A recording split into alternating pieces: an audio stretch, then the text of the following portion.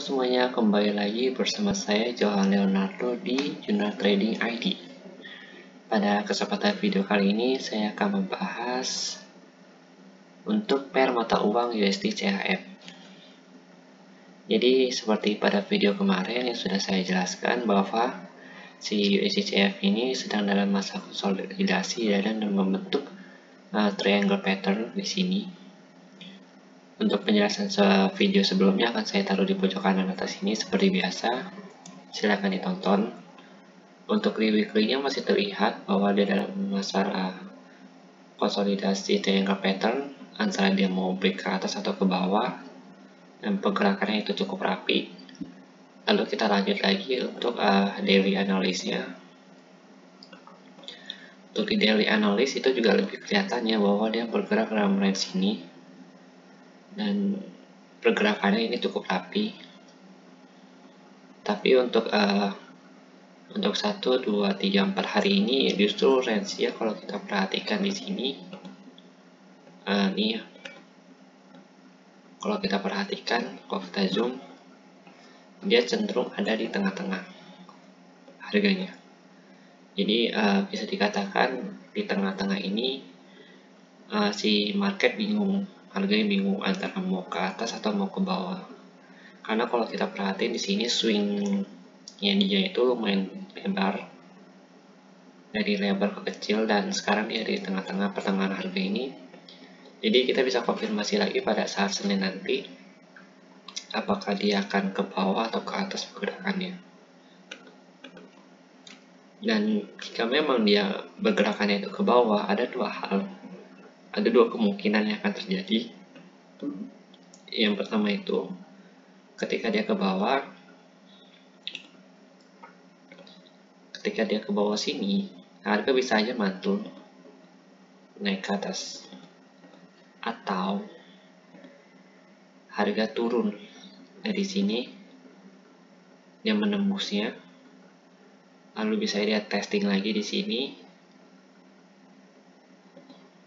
dia turun ke sini.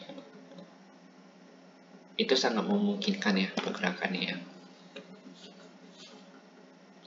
Ini skenario 1, skenario 2. Lalu untuk skenario yang ke atasnya itu seperti biasa sama aja. Ketika harga naik lagi ke atas, nih ya, bisa dia mantul lalu dia ke sini. Ini saya kasih warna merah ya untuk skenario ketiganya.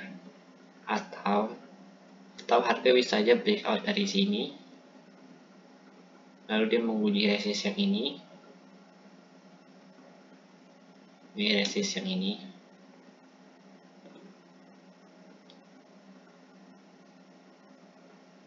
ketika dia berhasil, maka harga akan melanjutkan kenaikan seperti ini.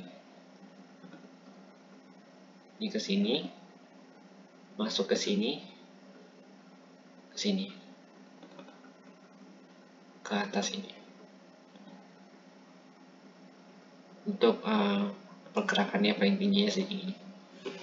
Ini skenario keempat saya. Tapi semua itu harus dipastikan dulu apakah dia akan breakdown atau break up. Kalau kita lihat sih di sini, saya juga masih belum bisa pastikan untuk dia pergerakannya itu ke bawah atau ke atas. Tapi untuk skenario-nya ini begini ya, untuk mappingnya ya. Kenapa saya bilang dia mantul di sini? Karena kalau kalian perhatiin di sini itu ada base-nya dia lagi. Biasanya dia akan menguji base-nya dulu sebelum dia lanjut turun. Sini.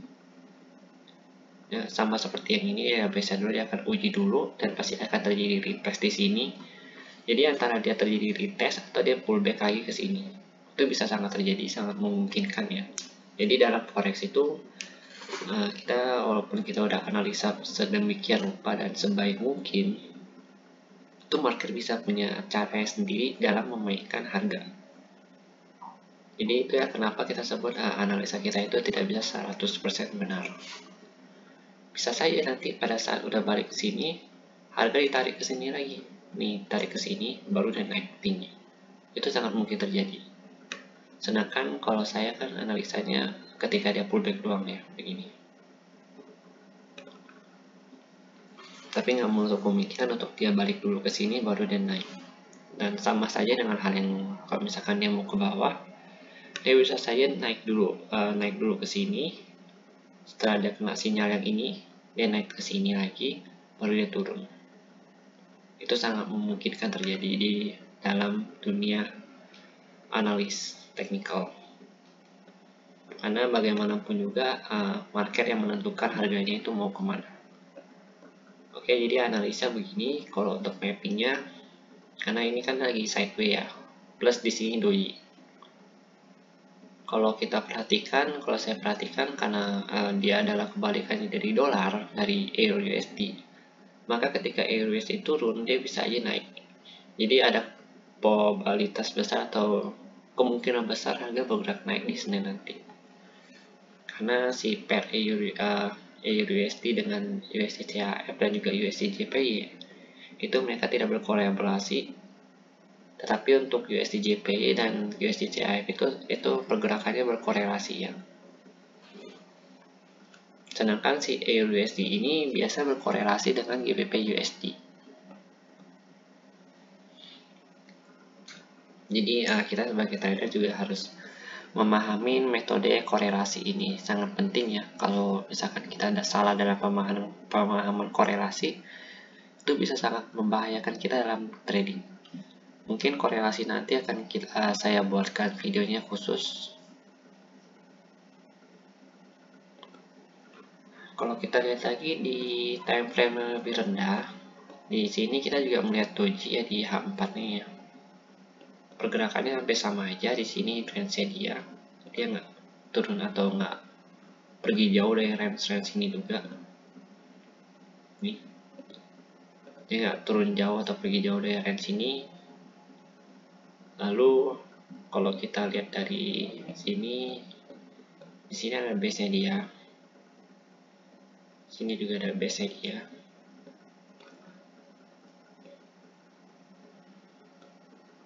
Dan sini ada base-nya juga, dia meneruskan base yang ini. Sini ada sedikit base sebelum dia turun. Oke, mungkin kalau kita lihat begini kurang terlihat ya untuk base-nya ya. Tapi kalau kita lihat di H1 akan lebih kelihatan jelas di sini. Kita bisa lihat di sini ada base-nya nih. Sini juga dia membuat base dulu sebelum naik. Dan ini range dia sideways itu cukup panjang ya, cukup besar.